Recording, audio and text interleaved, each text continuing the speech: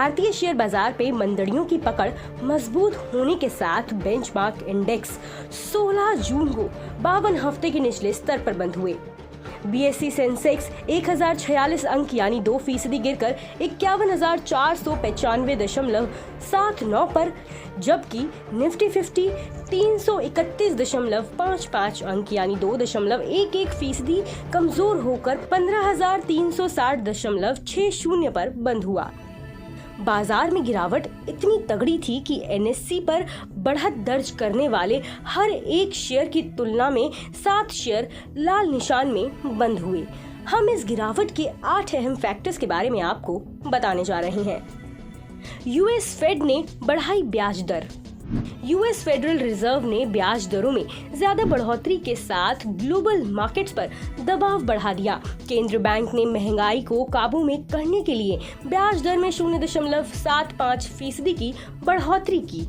ये 1994 के बाद ब्याज दरों में सबसे ज्यादा बढ़ोतरी है। फेड ने आगे भी ये दरें बढ़ाने के संकेत दिए हैं। मॉर्गन स्टैनली आगे और बढ़ोतरी की उम्मीद कर रहा है। उसके मुताबिक इस साल के अंत तक ब्याज दर बढ़कर 2.625% हो सकती है, जो FOMC के 3.4% के मीडियम प्रोजेक्शन से ज्यादा है। बैंक ऑफ इंग्लैंड भी बढ़ा सकता है ब्याज दर। इस सप्ताह बैंक ऑफ इंग्लैंड ब्याज दरों में लगातार 5वीं बढ़ोतरी कर सकता है। मार्केट प्राइसिंग से ब्याज दर 0.25% बढ़कर 1.25% होने के संकेत हैं। ऐसी भी उम्मीद जताई जा रही है कि फेडरल रिजर्व की राह पर चलते हुए बैंक ऑफ इंग्लैंड 0.5% की बढ़ोतरी कर सकता है। यूके में अप्रैल में महंगाई बढ़कर 40 साल की ऊंचाई पर पहुंच गई थी। वैश्विक बाजारों में गिरावट। फेडरल रिजर्व के ब्याज दरों में बढ़ोतरी के फैसले से वैश्विक बाजारों में भारी गिरावट रही। एक्सपर्ट्स के मुताबिक दरों में ज्यादा बढ़ोतरी से बाजार विकसित देशों में ग्रोथ में भारी सुस्ती की उम्मीद कर रहे हैं।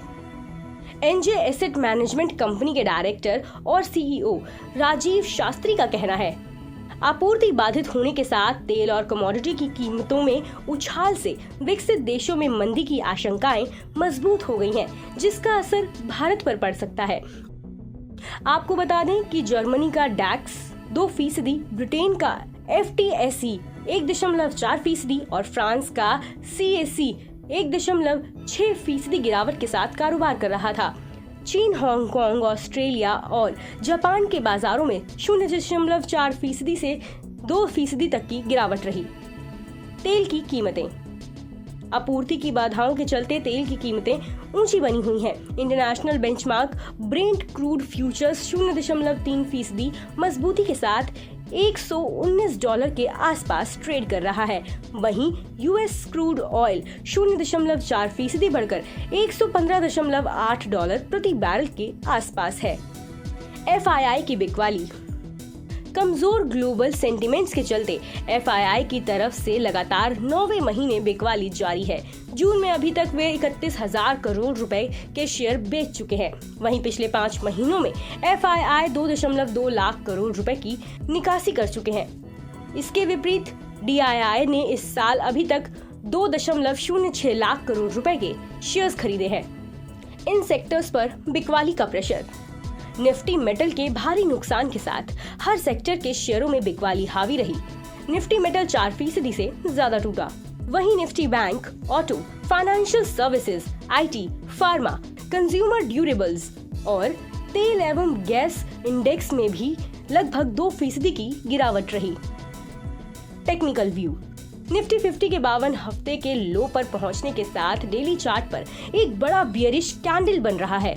इससे दलाल स्ट्रीट पर चिंता बढ़ने के संकेत मिल रहे हैं।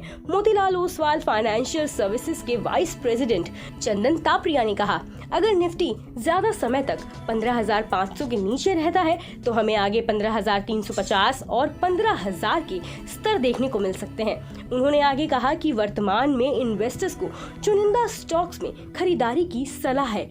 किसी भी उछाल को शेयरों में बिकवाली के मौके के रूप में लेना चाहिए। India VIX volatility index intraday में बढ़कर 28 के स्तर पर पहुंच गया। हालांकि ये बाद में सुधरकर 22.88 पर आ गया था।